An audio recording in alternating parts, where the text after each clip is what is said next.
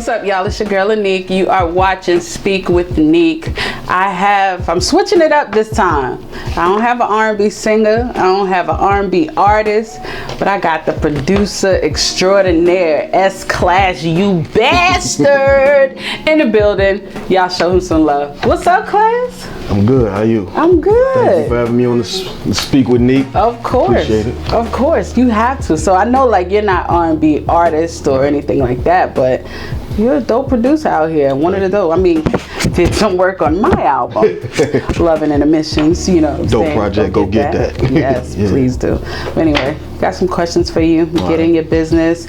Really try to get into, let people know who you are because not too many people know you. You're so quiet and reserved, and you just be sitting there hitting your little vape and going live and talking mess. So I'm gonna try to get into a little bit of all of that. That work. All right. So first, where did you begin? Like, give us a brief look into what made you get into producing and like who inspired it. All right. So I've been doing music basically my whole life. Excuse me. My parents both listen to a lot of music, a lot of records. Like their record collection is crazy. So it was always music around. Then once I get to probably about 3 or 4, they just realized like I could hum anything, I could sing anything, and he was like, let me try to put these instruments in front of you. So it went from a bass guitar to 6-string guitar to organs and pianos and whatever instrument they put in front of me, I could play it. Wow. Just taught myself. And that started at 4? About 4. Wow. I've been playing bass since I was 4. So that's my favorite instrument. Yeah, so I love it. Once that happened, and by that time they already had a relationship with Rick, and my dad was to Rick James. My man. You just can't say Rick like this Rick around the corner. Like, you know what I'm saying? Rick James, funk extraordinaire Rick James. That's crazy. They already had a relationship with him, and he was just like, look, he can do this, he can do that, and Rick would tell him things to do. See if he can do this and do that. So whatever they would put in front of him to test me. Wow. So whatever song you would say, play this, I learn it or I play it. One of the two, right then and there. And my dad had a lot of good networking with people, the Coliseum, so any celebrities or shows that would come, he pretty much would meet people.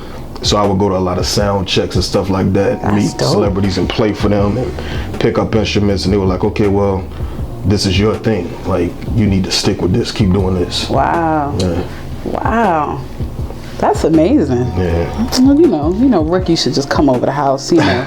Like, that's some regular shit, okay. That's it was. I didn't know, to be honest with you. It didn't put 2 and 2 together until I was probably like 10 to really think like, okay, he got records, but it was a regular guy. You know what I'm saying? Wasn't seeing him on TV and stuff like, okay, but it was a regular situation when he was around. So. Yeah, okay. Now you brought up singing, that you started off singing, or your father realized that you could sing at 4.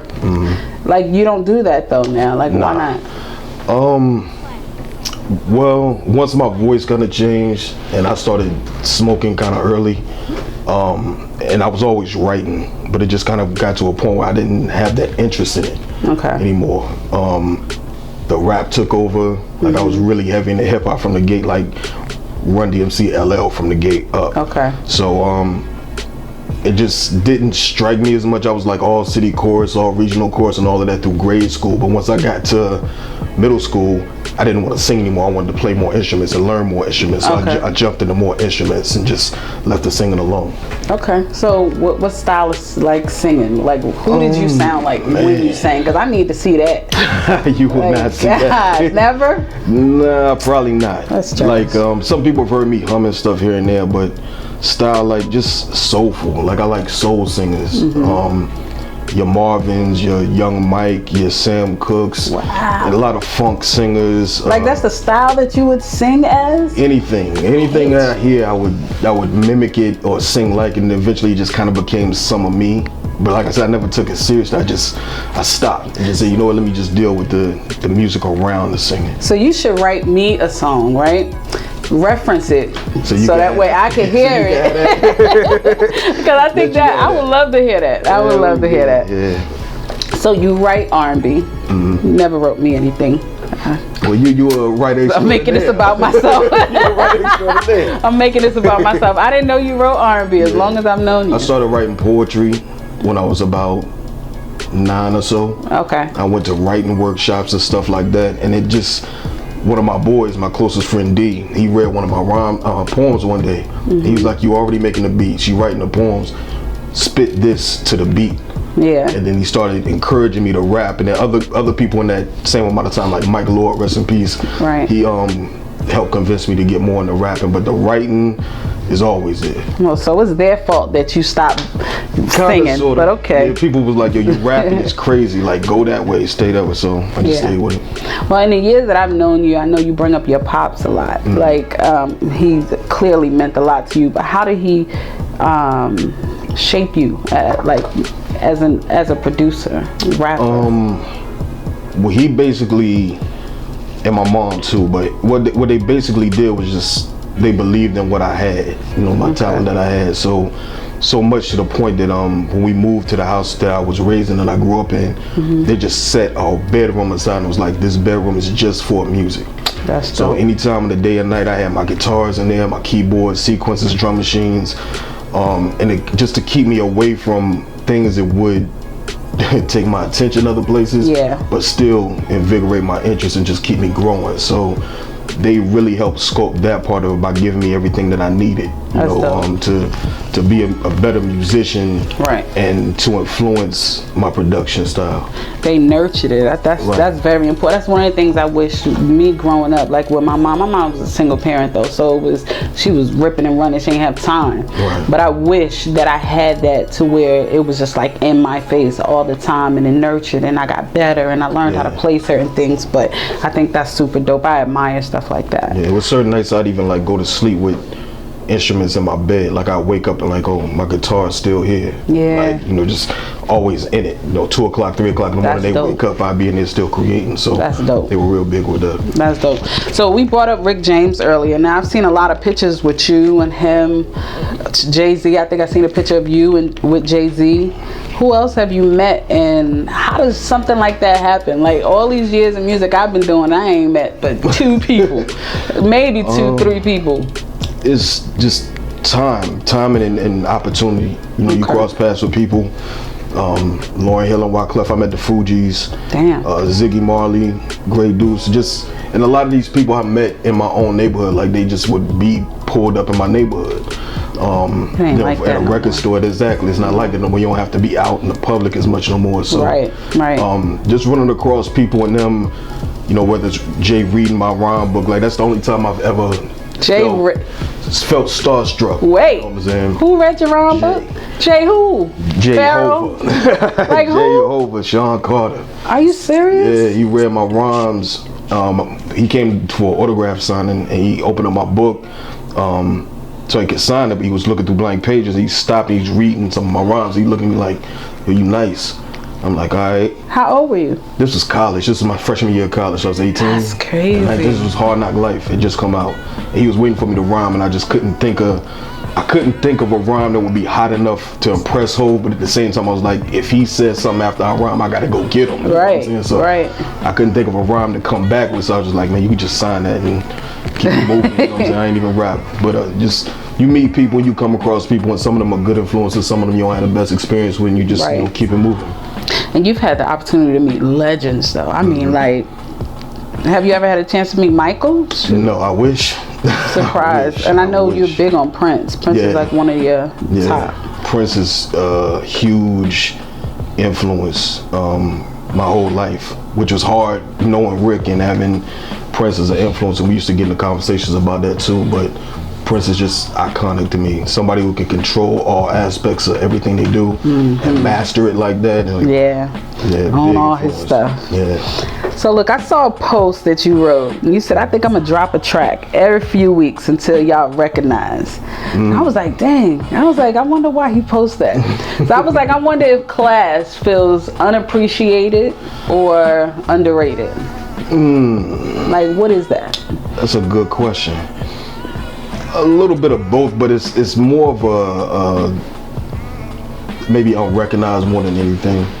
I feel like people who know what I do, they appreciate it. I just think that in a scene that's so filled up with so much talent, you know, and it's a lot of talented people out here, but there's also some that are just heralded. You know, there's talent, and there's work ethic, and there's some people who I think have the opportunity to do more than me. You know, you don't have as many attachments to responsibility as I do. Right. So by all means, go get yours. Like, I don't knock anybody who's doing something progressive, but I am, you know, I feel like I'm one of the nicest at what I do. So when I'm producing, I feel like I'm one of the nicest producers. If I'm rapping, I'm one of the nicest rappers. That's so a fact. I just feel like doing that is just one, to keep me inspired to do something as well, and also to inspire people who I associate with. You know, I think it's a lot of talented people that I'm friends with or associates with, and it's like people need to recognize how dope you are. I almost want to kind of put pressure on them to kind of do the same thing. Like, people need to recognize how good our product is. That's a fact.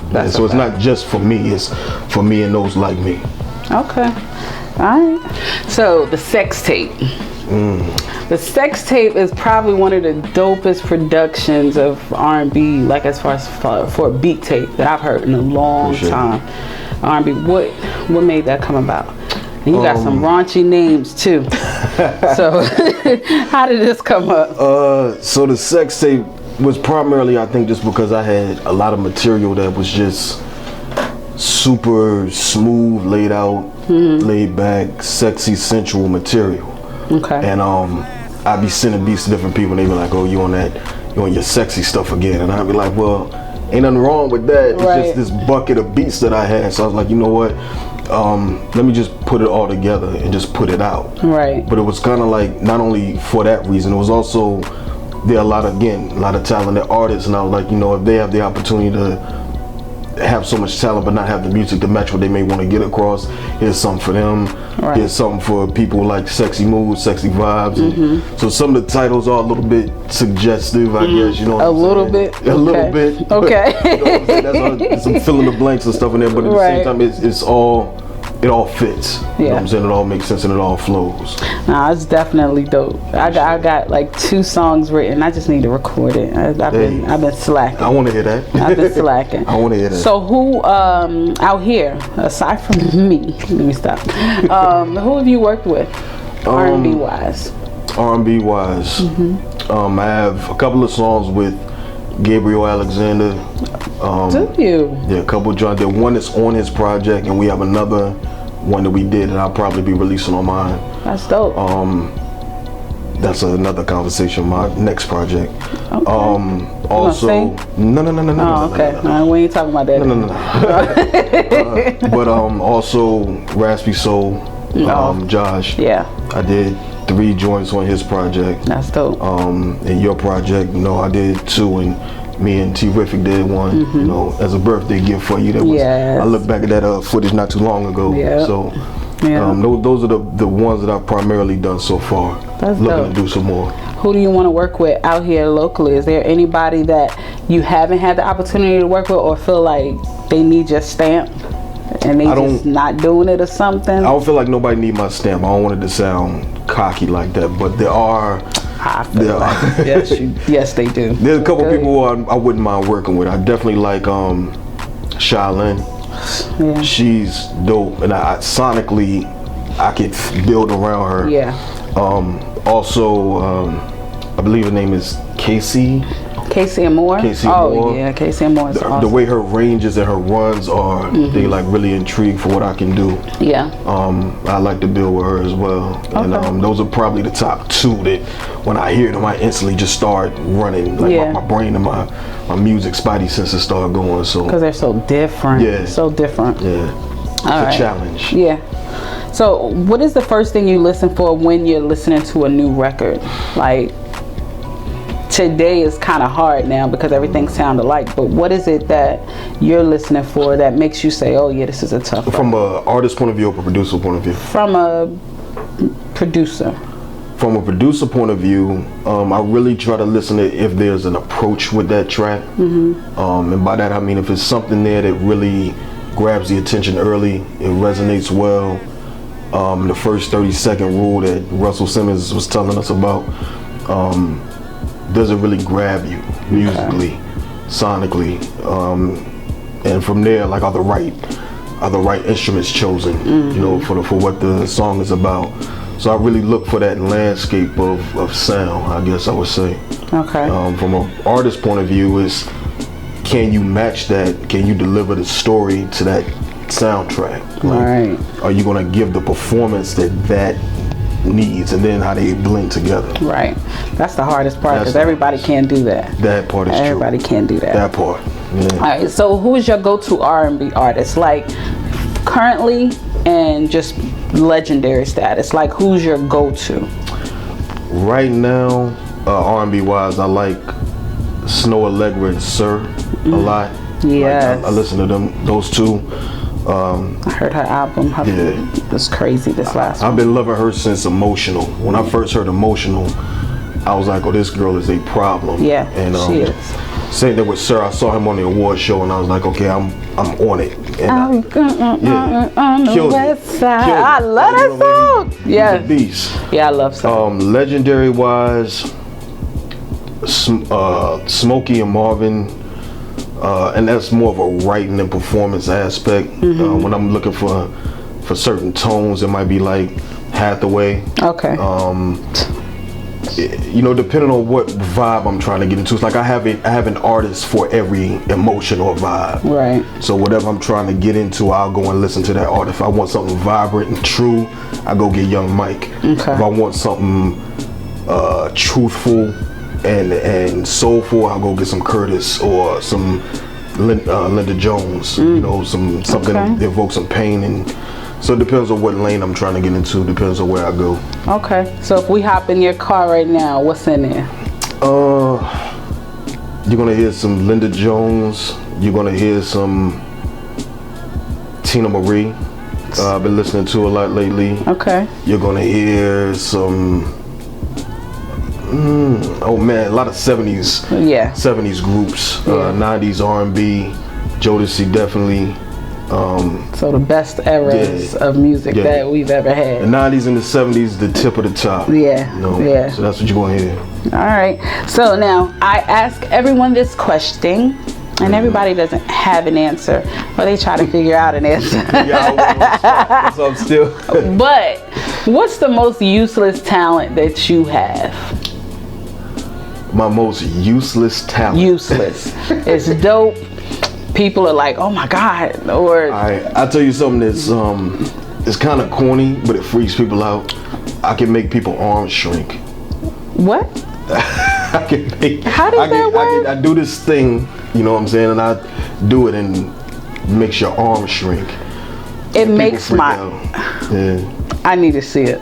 It's like gonna scare me? No, it won't scare you. It'll go back to normal. How the hell do you make somebody arms? That's not useless. If you can make somebody arms shrink, that's some money. Hey, I made money off of it. Like, how much y'all want to bet I can do it? And they be like, you can't do it, and pay for lunches and all types of stuff. Like I've done it before. I need to see it. Please, can you do it? I can do it. What we gotta do? You gotta stand up and touch the wall.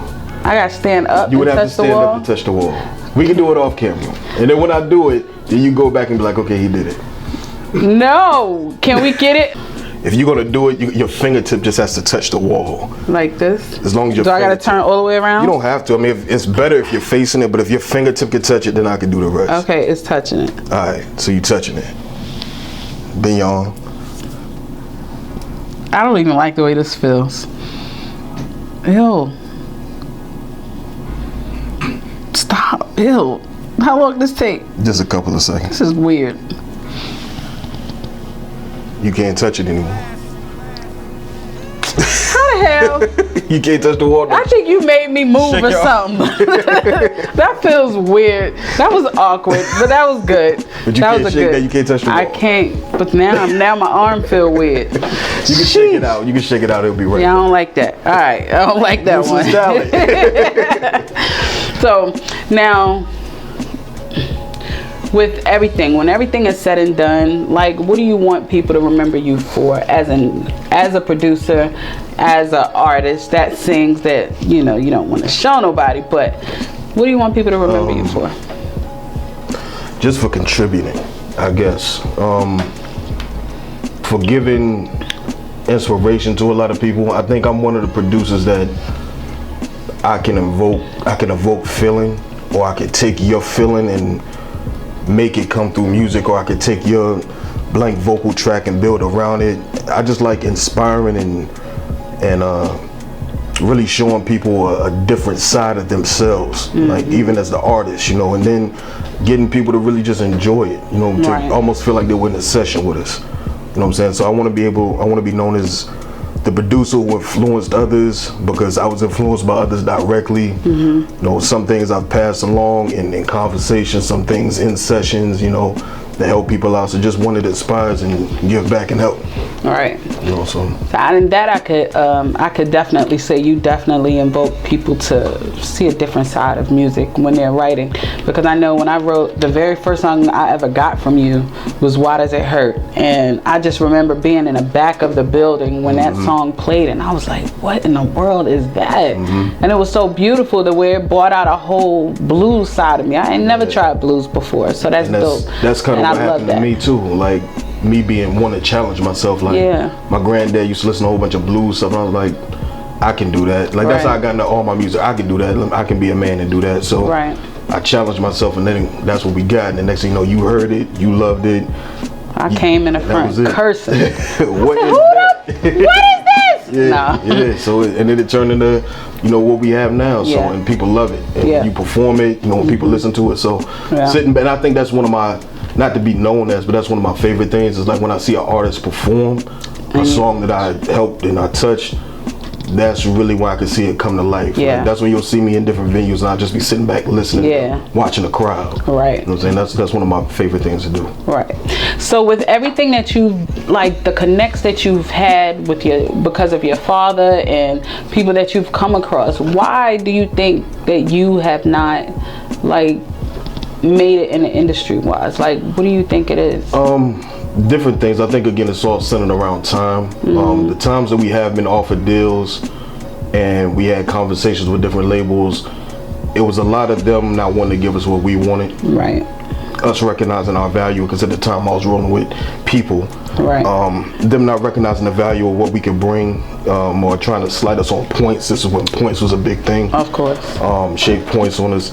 And I think a lot of it too is that I've taken time off for different things. Like when my pops passed, I did take like 2 years off of music, didn't do any at all. And then my reemergence was the beat battle scene, which was new for me, but I just enjoyed having my music play loud, and it got me to know so many people and make so many other connections. So I think a lot of it's time. Some of it was intelligence, and some of it was just, it wasn't the right move. Yeah. Like it wasn't a move that was beneficial. It would have been selling my soul or compromising who we were, and I wasn't about doing that for any man at all. Do you have any regrets about anything from the past that would have probably hindered that, or just regrets of just opportunities? Because like I know when you're working with a group, it's harder to move as you know what I'm saying, as one. It's usually tough like that. But you don't have any regrets, things that you would have did different? A couple of things that I look at and say, okay, I was playing checkers and I could have played chess with. Like, I should have rapped for Jay, especially with him looking right at me and there being 100 people behind me and him stopping everything just to read my rhymes and to wait for me. I should have rapped for Jay. Right. I should have had better communication with Lauren. When I met Lauren, when the Fugees were doing the score run, you know. There's certain things that I should have done, but those are the only real two regrets that I have, because I think I would have done a lot more. But then I made other moves that connected me in other ways. Right. That got me into certain people's position and certain things I got paid for and under the table for. So it's like every journey is its own. You know, I never get jealous or judge another man's journey. Right. So it's like my path is my path. Okay. All right. So normally, you know, I have my R&B artists up here and they sing, but you don't want to sing. No, me. So you said no singing. Nah. So we're gonna switch it up today, and we're gonna have an artist that he's produced for come up here and perform. So who is that guy? Raspy Soul, Joshua. He's gonna do So Submissive, which musically was one of my favorite beats I ever made. I remember. Ever made, and it was even more exciting once we were able to kind of partner between him, Terrific, and me to really groom the song and to turn it into what it was, and then being able to rework it after the vocals. Like, that was one of the best processes I ever had. So he's gonna come and do that joint. Okay. Well, I'm very excited to hear that. So let everybody know what you have going on, what you got planned, any other beat tapes you have coming up. Let everybody know what's up. So I got another addition to the sex tape coming, but it's not going to be as long. It's going to be like the quickie. That's what I'm thinking about calling it. I got another beat tape coming, a couple of singles that I'm dropping, and it's going to be an S-Class of Friends project that's going to come probably next year. So different artists that I work with, that I produce with. Am I gonna be up there? You will be on there. Okay. You'll be on there. I'm really coming to, I don't want to cuss, but I'm coming to F the city up with this. I'm coming to F the town up. That's gonna be dope. Yeah, so I want to get everybody who I respect and partner with, that I really enjoy working with, get everybody on one project. I think that's gonna be super dope. Well, I can't wait for that to come out. Yeah, thanks. So where can people find you? You can find me on Instagram, class_U_bastard, and also you can find me on Facebook, my government name, Stanley, or what is it, Stanley Mann? I think that's what it is right now. Stanley Mann. I know my government name, but nobody in the world calls me that. So, you can find me on Facebook there. Okay. But Instagram's the best way. Instagram. Or you can holler at T-Rific, you'll find me. Okay. Or holler at me. The Nique I got full range. Let me stop. Yeah, they'll find me. They know where I'm at. All right, y'all. Thank y'all so much for tuning in to Speak with Nique. This is S-Class. S-Class. I ain't even asked you. How'd you get S-Class, you bastard? All right. So, real quick, S-Class stands for Superior Classic. Okay. I felt like that's what I wanted to make. Okay. And then when I was freestyling one day, it came up with Superior Classic. VA's in this bitch, you bastard. And I said, just to simplify all of that, it's going to be S-Class, you bastard. And then it just turned into S-Class, and then people just call me Class. So I'll go places, I've been in professional places, and people have been like, you bastard. my manager was like, is he talking? He's just popping like it's positive. Like, don't worry about it. So, yeah, so it's an extended name. It just keeps getting truncated down, and that's what we ended up with. Well, y'all know what that is. All right, y'all. Thank y'all so much for tuning in to Speak with Nique. Raspy Soul is up next. He produced by Submissive, produced by S-Class, you bastard.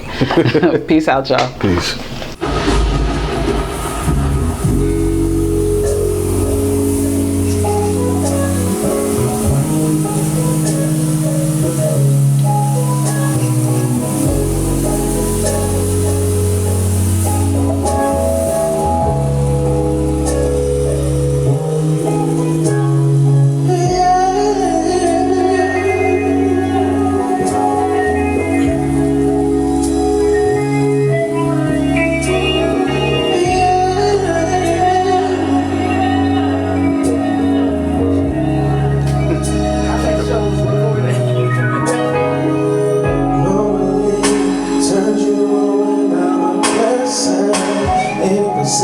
That you like, beat it up, no question.